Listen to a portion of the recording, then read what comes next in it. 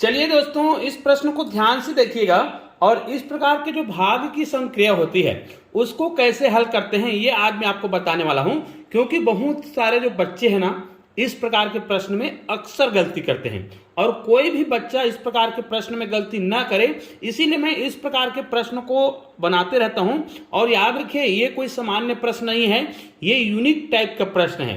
क्योंकि मैं उसी प्रकार के प्रश्नों का चयन करता हूं जिसमें बच्चे अक्सर गलती कर सकते हैं और इस वीडियो को देखने के बाद गलती नहीं करेंगे। चलिए, यदि आपको इस प्रश्न का उत्तर पता है ना, तो बिना कैलकुलेटर का प्रयोग करें। आपको क्या करना है, इस प्रश्न का उत्तर आपको मुझे कमेंट करना है। निश्चित रूप से आप लोगों में से बहुत से लोग इसके सही उत्तर कमेंट करेंगे और मैं चाहता हूं कि आप सभी लोग इसका सही उत्तर कमेंट करें। तो चलिए फटाफट वीडियो को यहीं थोड़ा देर के लिए रोक दीजिएगा और कमेंट करके बताइएगा कि इसका सही उत्तर क्या होगा। और इसका बिल्कुल परफेक्ट उत्तर मैं आपके सामने बताने वाला हूं। इसलिए इस वीडियो को 2 मिनट के लिए पूरा देख लीजिएगा और इस वीडियो को अधिक से अधिक शेयर भी कर दीजिएगा। चलिए देखिए इस वीडियो को। यहां पर देखिए, हमने संख्या लिखा है ना, वो विशेष टाइप का है, यूनिक टाइप का है। क्यों? क्योंकि हमको भाग देना है 9 से। और ऊपर में अगर आप ध्यान दीजिएगा, इसको मैं संख्या के रूप में पढ़ूं, अभी मैं इसको इकाई दहाई सैकड़ा के रूप में नहीं पढ़ रहा हूं। तो यहां पर देखिए 18 लिखा है, उसके बाद 36 लिखा है, उसके बाद 81 लिखा है। अगर बच्चा इस दृष्टि से देखेगा तो वो किस प्रकार भाग देगा, क्या करेगा?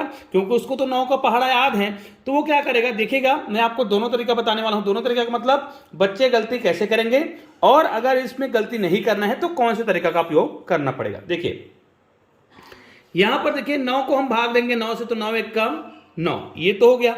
अब ऊपर को देखिए, अगर बच्चा इस दृष्टि से देखता है कि यहां पर 18, 36 और 81 लिखा है, तो बच्चा गलती कर सकता है। वो क्या करेगा, यहां पर देखिए 9 दूनी 18। अब फिर से वो 2 अंकों को देखता है, क्योंकि 9 का पहाड़ा उनको याद है, वो 3 को नहीं देखता है ना। मैं आपको बताने वाला हूं कि भाग देने का सही तरीका क्या है। फिर यहां पर 36 दिख रहा है, तो 9 चौक 36 कर देगा। फिर यहां पर 2 अंक दिखता है, 9 निया 81। दोस्तों ये जो है ना, बिल्कुल गलत उत्तर है, ध्यान दीजिएगा, क्योंकि ऐसा करना ही नहीं है ना। भाग देने का जो सही नियम होता है ना, वो होता है, आपको बता रहा हूं कि आपको एक एक अंकों को भाग देना होता है, ठीक है।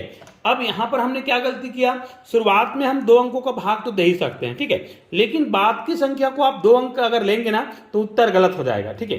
अब देखिए, यदि इसको मैं भाग देता हूं, ठीक है, आप देखते रहिएगा, बहुत आसानी से इसको भाग दे सकते हैं। जैसे ये शुरुआत 1 है और 9 बड़ा है, 9 से भाग देंगे 1 को ना, तो भाग नहीं जाएगा। अगर आप इस नियम को अपनाते हैं कि आपको एक एक अंकों को भाग देना है, तो निश्चित रूप से 1 जो है 9 से भाग नहीं जाएगा, तो हम क्या करेंगे, 0 बार भाग देंगे, है ना।